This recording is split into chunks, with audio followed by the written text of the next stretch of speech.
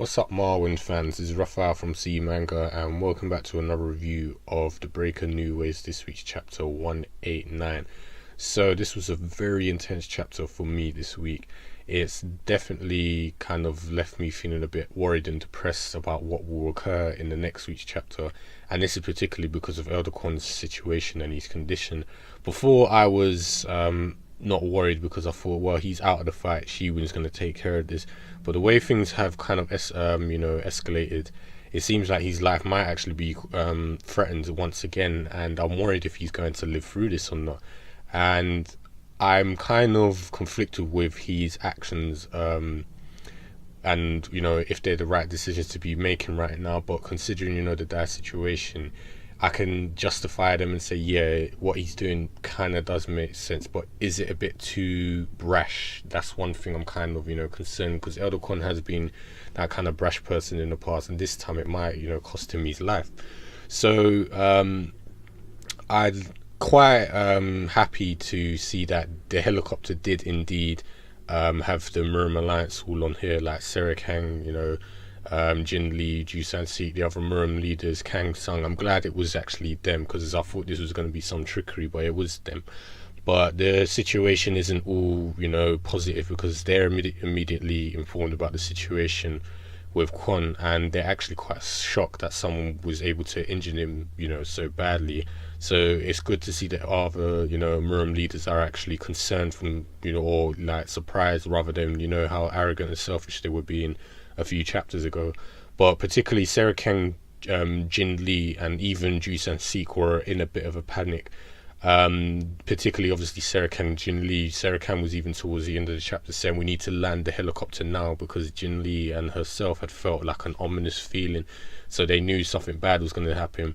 But I have to say, Ju-San-Sik, he impressed me once again. The character, I love this guy, he's so funny. But in this chapter, I'd say I loved him even more.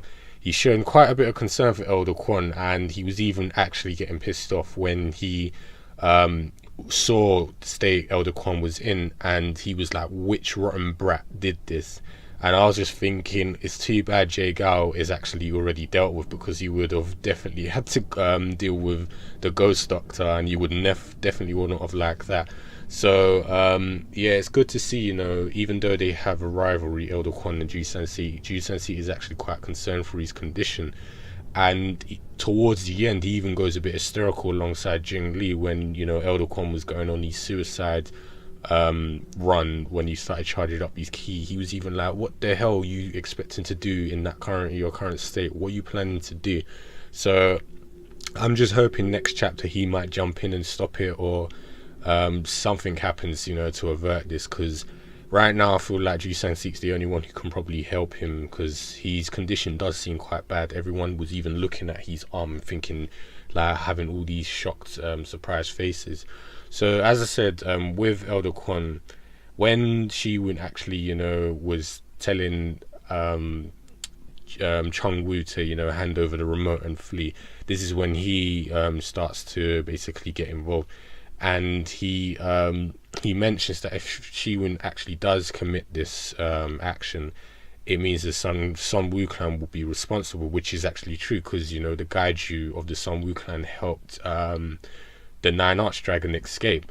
But I'm not sure that could be straightforward, because the way I see it at this point, it seems like Shi-Woon might have actually been able to end the situation in a peaceful way, and I'm pretty sure the other leaders would have, I feel like they could have understood. But when you think about it more deeply, it could go either way, and it could be a backlash on the Sun Woo clan, and things could go all up in the air.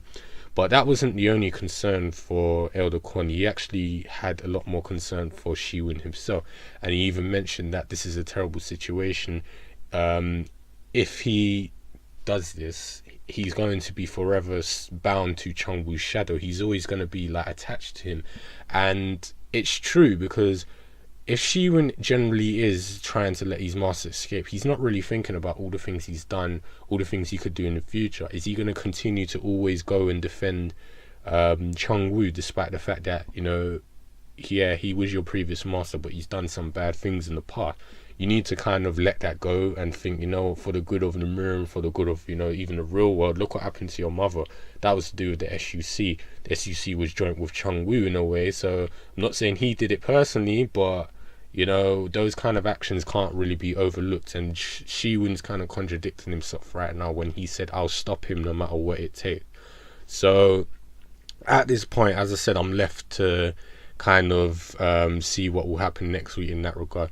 Was Shi-woon's actions right to end this peacefully and let him go, or will Elder Kwon be right? But as I said, I'm really concerned for him. The way he was ignoring Shi-woon's basically orders was really like tense interactions right there. And it was like, as a guide, I order you. Do you not remember who I called you? I said, stop. That part was so tense because he's just walking forward, charging up his key. Even Shi-woon's literally begging him to withdraw his key, and he's like, that's an order I have to refuse. And he was literally left astounded, and so was I. I'm just thinking, he's really not caring about rank now. He's just thinking of what needs to be done. So like I said, it's like, I think his actions are brash, but they're somewhat justified, because this is not only for the benefit of the Mirim, the Sun Woo, and it's for Shi-woon himself, because maybe this will open up Shi-woon's eyes depending on the outcome, and he'll realize that, Chung Woo isn't the master that he should be defending, and he needs to think more openly about the way things are, because everything isn't just black and white and the situation is quite dire. So it's even with the way Chung Woo looks at the end, he looks like a complete menacing demon. So the situation does look quite hopeless for Elder Kwon, and maybe Elder Kwon is trying to open up Shi-woon's eyes, like, look at this guy, he's a monster, you need to wake up and see the way things are. So like I said, the only thing I can think is Elder Kwon will die next week. Shi-woon will completely lose it and go Black Origin Threshold, or he will be saved and we'll have another different scenario where there will probably be more talking or something else. Either way, I'm looking forward to see what will happen next time, because this was a very tense build up to see what will happen like next. I feel like a climax is coming up soon.